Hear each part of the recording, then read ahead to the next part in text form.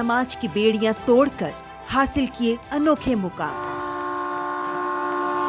उज्जवल भविष्य के स्वप्न के साथ उन्मुक्त गगन में भरी उड़ान, बाधाओं के बंधन काटकर साबित की अपनी पहचान। जो अपने बुलंद हौसलों से सामाजिक बेड़ियां तोड़कर लिख रही हैं वीरता की गाथाएं। मैं उन्मुक्त, मैं स्वच्छंद, मेरा ध्येय अनंत, मेरी दिशा अनंत। मिलिए इन प्रेरणादायक शख्सियतों से मेरे साथ कार्यक्रम तेजस्विनी में, सिर्फ डीडी न्यूज पर।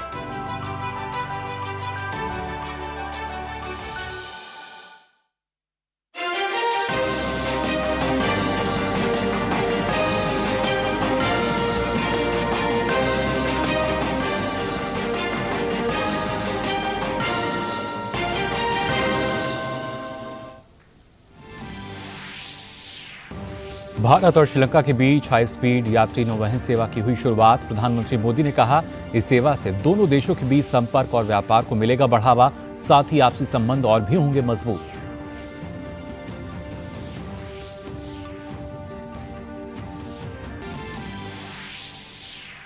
G20 संसदीय अध्यक्ष शिखर सम्मेलन का दूसरा और अंतिम दिन आज महिला सशक्तिकरण और सार्वजनिक डिजिटल प्लेटफॉर्मों से लोगों के जीवन में बदलाव पर होंगे 2 सत्र।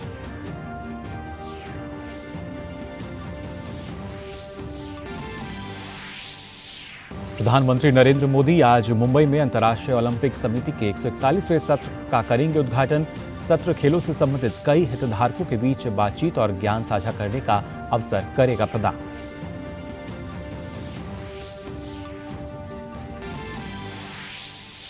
ऑपरेशन अजय के तहत इजरायल से 235 भारतीय नागरिकों को लेकर दूसरा जत्था पहुंचा स्वदेश। कल पहले जत्थे में लौटे थे 212 भारतीय।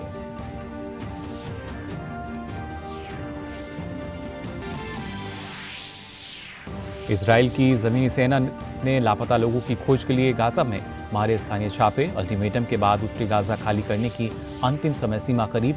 पीएम नेतन्याहू ने कहा, हमास के खिलाफ कार्रवाई शुरुआती दौर में।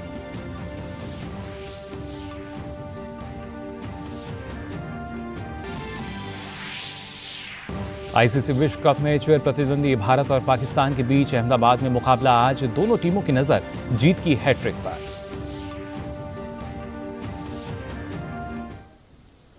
नमस्कार, आप देख रहे हैं डीडी न्यूज। मैं हूं मुकुल शर्मा और आइए खबरें देखते हैं विस्तार से। भारत और श्रीलंका के बीच आज हाई स्पीड नौवहन सेवा का शुभारंभ हुआ। पोत परिवहन और जलमार्ग मंत्री सर्बानंद सोनोवाल ने तमिलनाडु के नागपट्टिनम बंदरगाह पर और विदेश मंत्री एस जयशंकर, साथ ही श्रीलंका के पोत परिवहन मंत्री ने वीडियो कॉन्फ्रेंसिंग के माध्यम से नागपट्टिनम और श्रीलंका के कांके संतुरई के बीच अंतर्राष्ट्रीय नौवहन सेवा को हरी झंडी दिखाई। इस सेवा के शुरू होने के बाद 150 लोग एक बार में आ जा सकेंगे। टिकट की कीमत 6,500 और 7,670 रुपये प्रति व्यक्ति है और श्रीलंका के जाफना तक पहुंचने में 3 घंटे लगेंगे। इस सेवा से तमिलनाडु में नागपट्टिनम और श्रीलंका में कांके संतुरई के बीच प्राचीन समुद्री मार्ग संभावित रूप से पुनर्जीवित होगा और दोनों देशों में धार्मिक पर्यटन व्यापार को बढ़ावा मिलेगा। प्रधानमंत्री नरेंद्र मोदी ने वीडियो कॉन्फ्रेंसिंग के माध्यम से दोनों देशों के लोगों को बधाई दी। पीएम ने कहा, नागपट्टिनम और कांके संतुरई के बीच नौवहन सेवा का शुभारंभ दोनों देशों के संबंधों को और मजबूत करने में एक मील का पत्थर है। The launch of a ferry service between Nagapattinam and Kanke Santurai is an important milestone in strengthening our relations.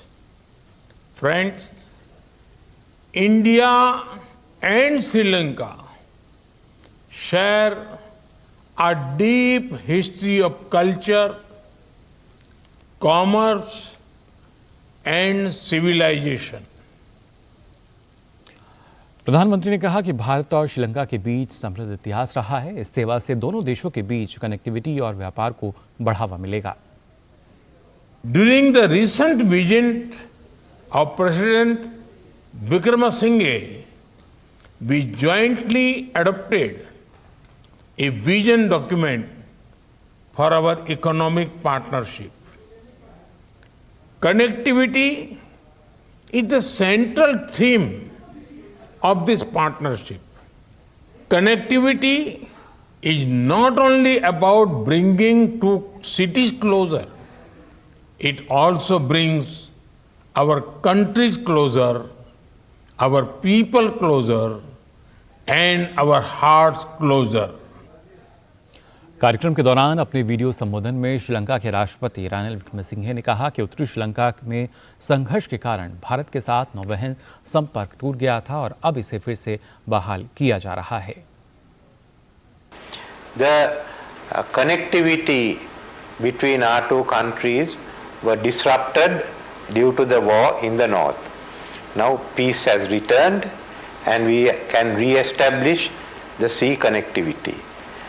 I discussed this matter with Prime Minister Modi and I must thank him and the Indian Shipping Corporation for the role they have played in re-establishing this connectivity. इस मौके पर केंद्रीय पतन पोत परिवहन और जलमार्ग मंत्री सर्बानंद सोनोवाल ने कहा कि भारत और श्रीलंका के सांस्कृतिक संबंधों का एक लंबा इतिहास रहा है। साथ ही उन्होंने कहा कि भारत और श्रीलंका के बीच नौवहन सेवा इन्हीं संबंधों का ही उदाहरण है। India and Sri Lanka have a long and rich history of cultural ties. The ferry service between India and Sri Lanka is a reflection of the same. Ferry services have traditionally been an important source of connectivity between the two countries, thereby facilitating movement of people, trade and goods for centuries. G20 संसदीय अध्यक्ष शिखर सम्मेलन का आज दूसरा और अंतिम दिन है। सम्मेलन में आज 2 सत्रों का आयोजन हो रहा है, जिसमें लैंगिक समानता को मुख्यधारा में लाना, महिला सशक्तिकरण एवं महिलाओं के नेतृत्व में विकास और सार्वजनिक डिजिटल प्लेटफॉर्मों के माध्यम से लोगों के जीवन में परिवर्तन शामिल है। वहीं समापन सत्र संयुक्त वक्तव्य जारी किया जाएगा।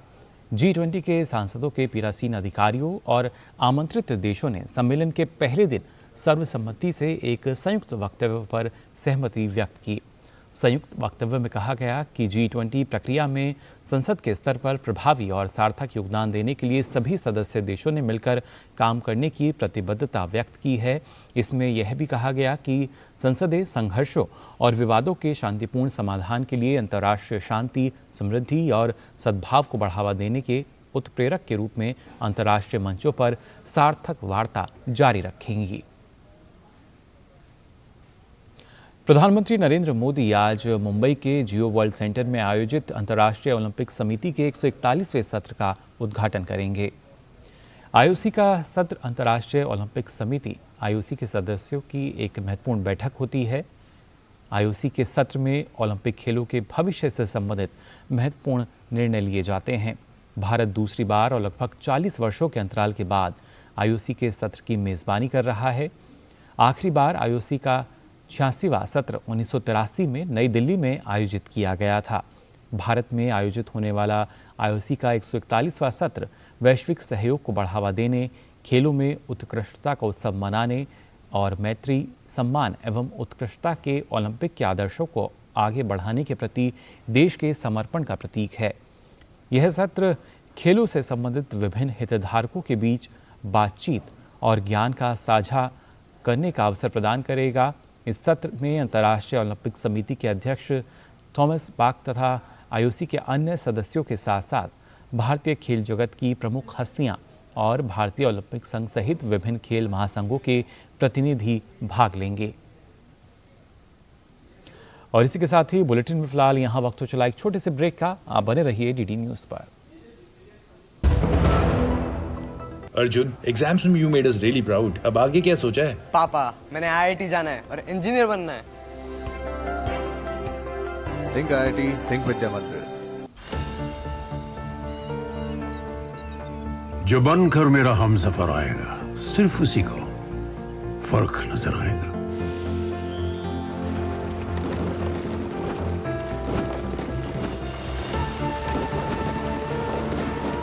साल, बरस और सदी नहीं, एक युग गुजर जाएगा। उम्र न पूछो वंडर की, जब फर्क नजर आएगा। वंडर सीमेंट, फर्क नजर आएगा।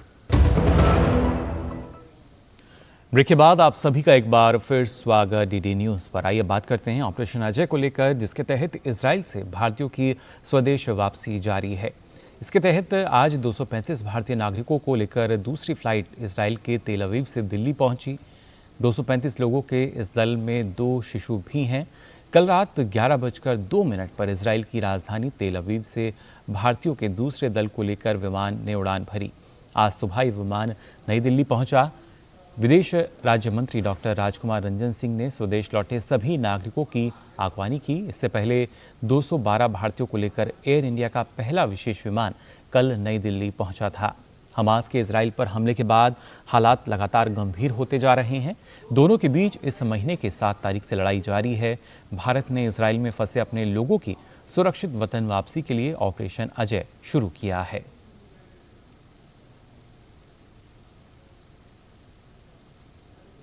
इजराइल से भारतीयों के स्वदेश लौटने और अपने परिजनों से मिलने की खुशी के भाव को बखूबी पढ़ा जा सकता है।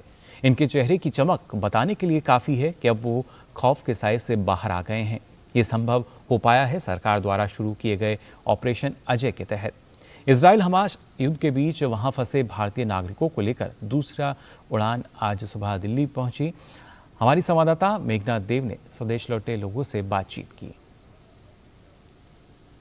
ऑपरेशन अजय के तहत जो फ्लाइट आई है उससे वापस आए हैं, क्या कहेंगे, क्या प्रक्रिया थी, किस तरीके से आप पहुंचे हैं? It was a great operation, बहुत अच्छा ऑपरेशन था और हम अपनी शुक्रिया ज्ञापन करना चाहते हैं भारत सरकार को और असम सरकार को कि उन्होंने they have taken care of us और वो आए हैं यहाँ और वो लेके आए हमको इंडिया तक।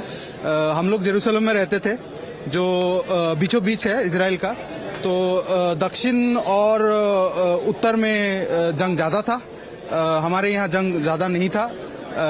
3-4 दिन के लिए सायरन बजा था, हम बॉम्ब शेल्टर गए थे, पर 3-4 दिन बाद सिचुएशन नॉर्मल हो गया था जेरूसलम में। पर फिर भी ताकि हम ज़्यादा रिस्क ना ले तो हम लोग ने वापस आने का ठान लिया।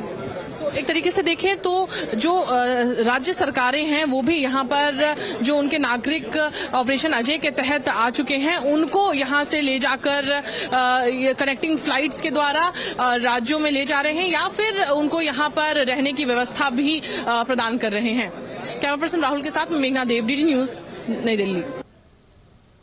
और कुछ दिनों से मिल रही राहत के बाद राजधानी दिल्ली में एक बार फिर वायु गुणवत्ता खराब हो चली है। दिल्ली में वायु गुणवत्ता सूचकांक यानी AQI खराब श्रेणी में दर्ज किया गया। सर्दी की शुरुआत से पहले ही दिल्ली में हवा में प्रदूषण जो है वो नजर आ रहा है। हवा प्रदूषित हो चुकी है। पश्चिम बंगाल के हावड़ा में सांकराइल इंडस्ट्रियल पार्क के एक गोदाम में भीषण आग लग गई। आग की सूचना मिलते ही दमकल विभाग की गाड़ियां मौके पर पहुंची। दमकल विभाग की 11 गाड़ियां मौके पर मौजूद हैं। वहीं आग कैसे लगी इसकी जानकारी अभी तक नहीं मिल पाई है।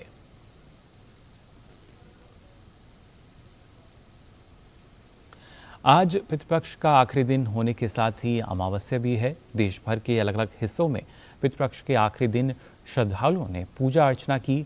वहीं दूसरी तरफ कल से नवरात्रि शुरू हो रही है। नवरात्रियों को लेकर भी तैयारियां जोरों पर हैं।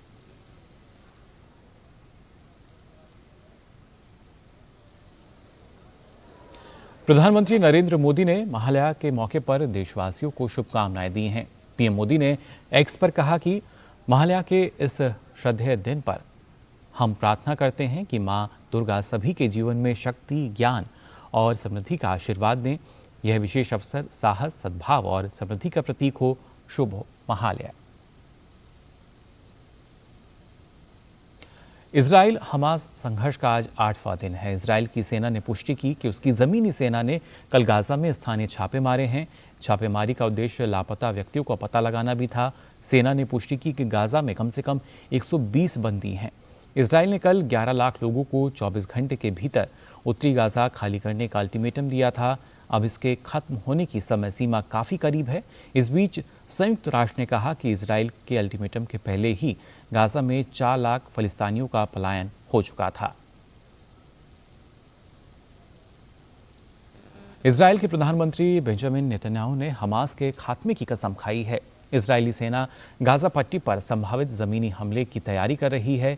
नेतन्याहू ने शुक्रवार देर रात राष्ट्रीय स्तर पर प्रसारित एक संबोधन में कहा कि हमास के खिलाफ इजरायल की सप्ताह भर चलने वाली जवाबी कार्रवाई का ये शुरुआती दौर है।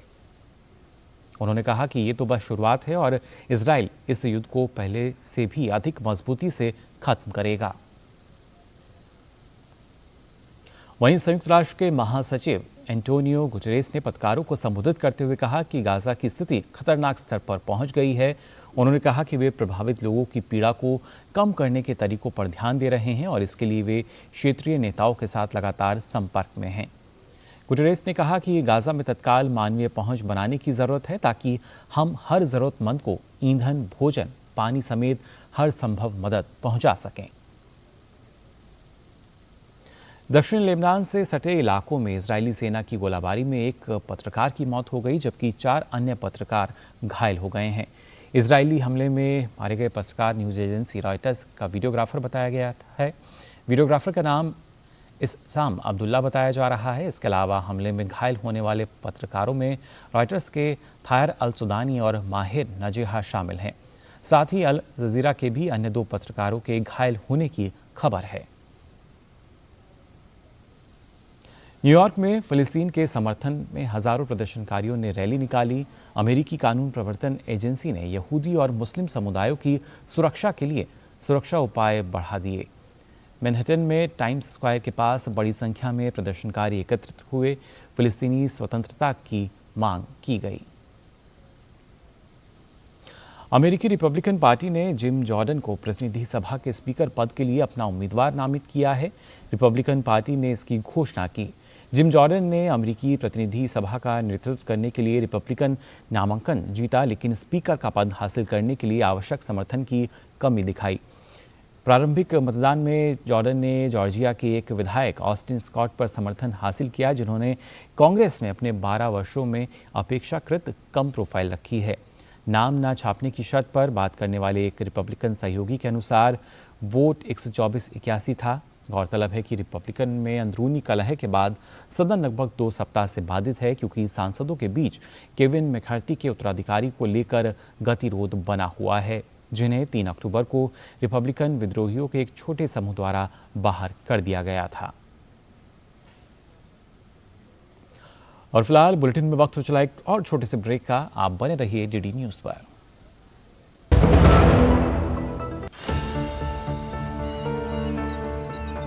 जो बनकर मेरा हमसफर आएगा, सिर्फ उसी को फर्क नजर आएगा।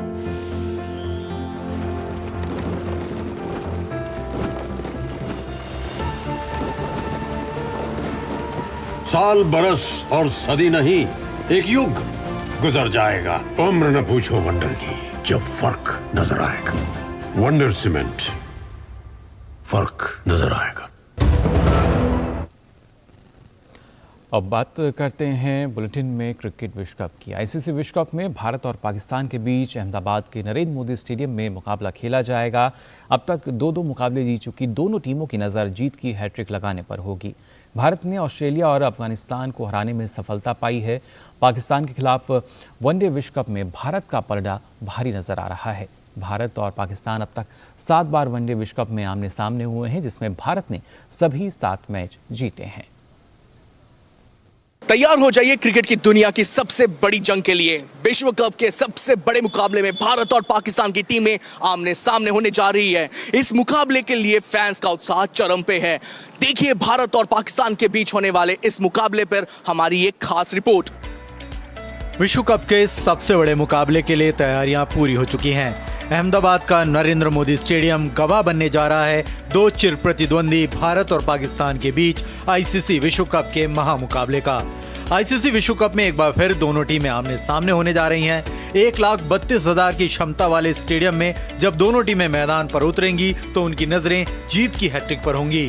भारतीय टीम ने अब तक विश्व कप में शानदार प्रदर्शन करते हुए पहले 2 मैचों को आसानी से अपने नाम किया है। टीम की बल्लेबाजी और गेंदबाजी दोनों अच्छी नजर आ रही है। सलामी बल्लेबाज के रूप में रोहित शर्मा ने पिछले मुकाबले में जहां शतकीय पारी खेलकर अपने फॉर्म में होने का परिचय दे दिया, वहीं तीसरे नंबर पर विराट कोहली और चौथे नंबर पर केएल राहुल भी अच्छे फॉर्म में हैं। कोहली जहां लगातार 2 अर्धशतक लगा चुके हैं, वहीं राहुल ने पहले मैच में 97 रन की नाबाद पारी खेली थी। पाकिस्तान के खिलाफ हाल ही में हुए एशिया कप के मुकाबले में भी कोहली और राहुल ने शतक लगाया था। ऐसे में खेल प्रेमियों को उनसे एक बार फिर वैसे ही प्रदर्शन की उम्मीद होगी।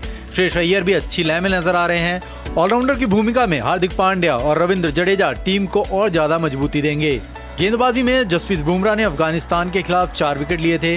वहीं सिराज का खेलना भी तय है। स्पिन विभाग का जिम्मा जडेजा के साथ कुलदीप यादव संभालते दिखाई देंगे। कुलदीप ने एशिया कप में पाकिस्तान के खिलाफ 5 विकेट लिए थे। अहमदाबाद में भारतीय टीम 3 स्पिनर्स के साथ उतरती है या फिर 3 तेज गेंदबाजों के साथ, ये देखने वाली बात होगी। दूसरी तरफ अगर पाकिस्तान की बात करें तो पहले 2 मैच में पाकिस्तान ने खेल के हर क्षेत्र में अच्छा प्रदर्शन किया। मोहम्मद रिजवान, अब्दुल्ला शफीक शानदार फॉर्म में है। श्रीलंका के खिलाफ इन दोनों बल्लेबाजों ने शतकीय पारी खेलकर विश्व कप के इतिहास का सबसे बड़ा लक्ष्य हासिल करने का रिकॉर्ड भी बनाया। हालांकि कप्तान बाबर आजम का फॉर्म टीम के लिए सबसे बड़ी चिंता का कारण है। सऊद शकील और इफ्तिकार अहमद भी बड़ी पारी खेलने का मादा रखते हैं। गेंदबाजी में शाहीन शाह आफरीदी, हारिस राउफ और हसन अली की तिकड़ी भारत के लिए खतरनाक साबित हो सकती है। बात अगर आंकड़ों की करें तो दोनों टीमों के बीच अब तक 134 मुकाबले हुए हैं। इसमें पाकिस्तान ने 73 और भारत ने 56 मैच जीते हैं। हालांकि वनडे विश्व कप के आंकड़े कुछ कहानियां बयां करते हैं। 50 ओवर के फॉर्मेट में पाकिस्तान की टीम भारत को विश्व कप में कभी हरा नहीं पाई है। भारत और पाकिस्तान अब तक 7 बार वनडे विश्व कप में आमने सामने हुए हैं, जिसमें भारत ने सभी 7 मैच जीते हैं। यह मुकाबला भारतीय समय के अनुसार 2 बजे दिन में शुरू होगा। इस समय खिलाड़ियों को थोड़ा गर्मी का सामना करना पड़ेगा। मौसम विभाग ने शाम के समय थोड़ी बारिश की भी संभावना जताई है। दोनों देशों के बीच पिछले मुकाबलों में खेल प्रेमियों की सांसें रोक दी थी। क्या पाकिस्तान आईसीसी विश्व कप में भारत के खिलाफ अपनी हार के सिलसिले को तोड़ने में कामयाब होगा या फिर भारत पाकिस्तान के खिलाफ अपना अजय रिकॉर्ड बरकरार रखने में सफल होता है? दोनों ही टीमें विश्व कप में अब तक 2-2 मुकाबले खेल चुके हैं और दोनों में उन्हें जीत हासिल हुई है। अब इसमें इंटरेस्टिंग चीज देखने वाली बात यह होगी कि क्या यहाँ पे पाकिस्तान का पलड़ा भारी होगा या भारत एक बार फिर बाजी बांधने में सक्षम होता है। कैमरा पर्सन पी सेंद्र के साथ मैं तापस भट्टाचार्य, दूरदर्शन समाचार, अहमदाबाद। और आइए अब एक नजर डालते हैं भारत और पाकिस्तान के आंकड़ों पर। क्रिकेट विश्व कप में शनिवार को महामुकाबला खेला जाएगा, जिसका सबको बेसब्री से इंतजार है। विश्व कप में दोनों ही टीमों की शुरुआत को देखते हुए इस मैच में किसी एक को फेवरेट चुनना मुश्किल है। वहीं इस साल दोनों ही टीमें वनडे क्रिकेट में शानदार फॉर्म में नजर आई हैं। दोनों का ही इस साल जीत का प्रतिशत 70 के ऊपर है। इस साल के आंकड़ों पर नजर डालें तो इस साल वनडे में भारत ने 23 मैच खेले, जिसमें से 17 में जीत हासिल की और 5 हारे, जबकि एक में कोई परिणाम नहीं निकला। जीत का प्रतिशत 77.27 रहा। वहीं पाकिस्तान ने 18 मैच खेले हैं, जिनमें से 12 जीत और 5 में हार मिली है, जबकि एक में कोई परिणाम नहीं रहा। जीत का प्रतिशत 70.58 रहा है। वहीं वनडे क्रिकेट में कुल मिलाकर अब तक के प्रदर्शन की बात की जाए तो भारत ने 1043 मैच खेले हैं, जिसमें से 549 में जीत हासिल की है, जबकि 441 में हार का सामना करना पड़ा है। 9 मैच टाई हुए हैं, जबकि 44 में कोई परिणाम नहीं निकला। जीत का प्रतिशत भी 55.36% रहा है। वहीं पाकिस्तान ने 963 मैच खेले, जिनमें से 510 में जीत हासिल की, जबकि 423 में हार का सामना करना पड़ा। 9 मैच टाई रहे, जबकि 21 में कोई परिणाम नहीं निकला। जीत का प्रतिशत 54.61 रहा। दोनों ही टीमों का वनडे विश्व कप में प्रदर्शन देखें तो विश्व कप के सभी संस्करण मिलाकर भारत ने 86 मैच खेले हैं, जिनमें से 55 में जीत और 29 में हार का सामना करना पड़ा है। एक मैच टाई रहा और एक में कोई परिणाम नहीं निकला। भारत ने 65.29% की जीत हासिल की है।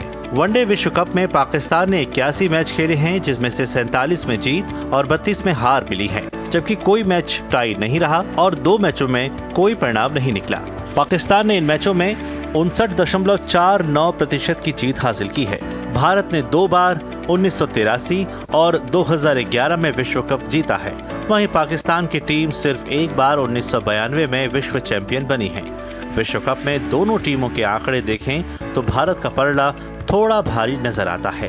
भारतीय टीम 2 बार खिताब जीत चुकी है और भारत का जीत का प्रतिशत भी पाकिस्तान से बेहतर है। अब देखना होगा कि शनिवार को दोनों में से कौन सी टीम अपने जीत के प्रतिशत को सुधारने में सफल रहती है। Sports desk, DD news. तो तैयार हो जाइए क्रिकेट की दुनिया की सबसे बड़ी जंग के लिए। विश्व कप के सबसे बड़े मुकाबले में भारत और पाकिस्तान की टीमें आमने सामने होने जा रही हैं। इस मुकाबले के लिए फैंस का उत्साह चरम पर है। देखिए भारत और पाकिस्तान के बीच होने वाले मुकाबले पर तापस भट्टाचार्य की एक खास रिपोर्ट।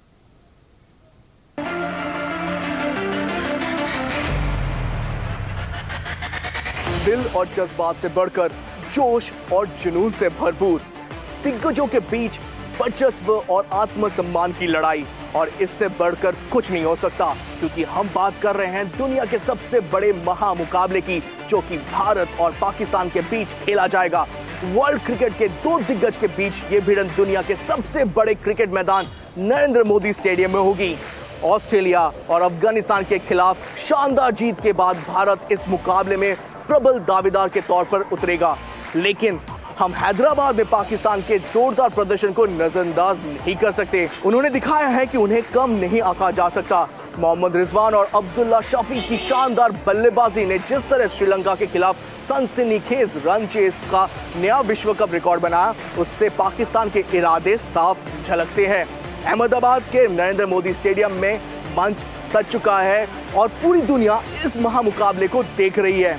एशिया कप जीतने के बाद और घरेलू मैदान पर विश्व कप की शानदार शुरुआत करने के बाद भारत इस मैच में बहुत ही आत्मविश्वास के साथ उतरेगा, लेकिन फिर भी ये मुकाबला कम नहीं आंका जा सकता। और पाकिस्तान जहां अपने गेंदबाजी आक्रमण में सुधार करना चाहेगा, वहीं भारत एक वेल ऑयल मशीन की तरफ से उभरा है इस मुकाबले में। इनफैक्ट दो मैच अगर देखें तो भारत का प्रदर्शन बेहतरीन रहा है।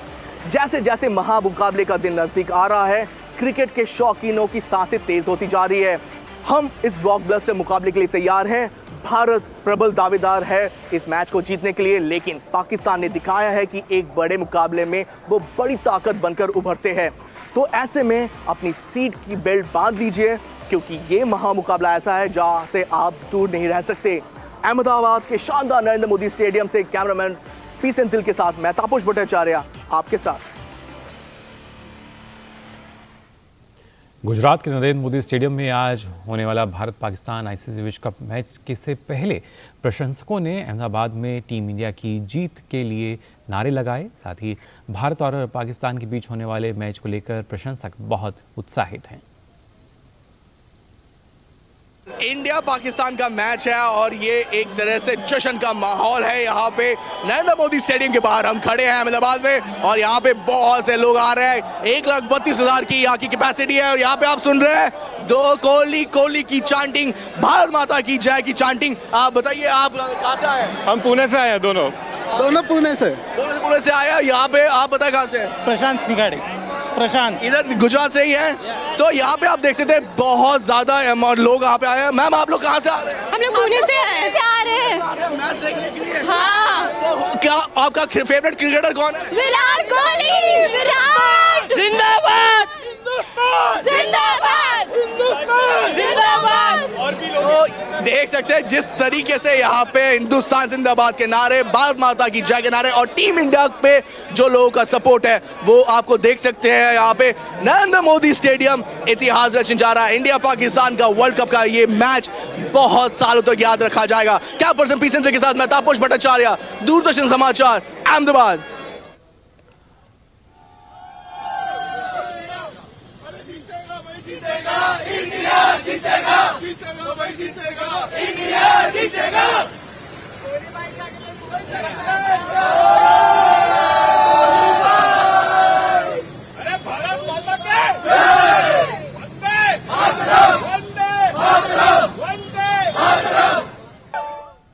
तो इस मुकाबले को लेकर एक महामुकाबला जिसके लिए जो रोमांच है वो अपने चरम पर है, और आज दोपहर 2 बजे से मैच शुरू होगा। फिलहाल इस बुलेटिन में बस इतना ही, लेकिन देश और दुनिया की तमाम खबरों के लिए आप बने रहिए डीडी न्यूज़ पर। मुझे दीजिए अनुमति। नमस्कार।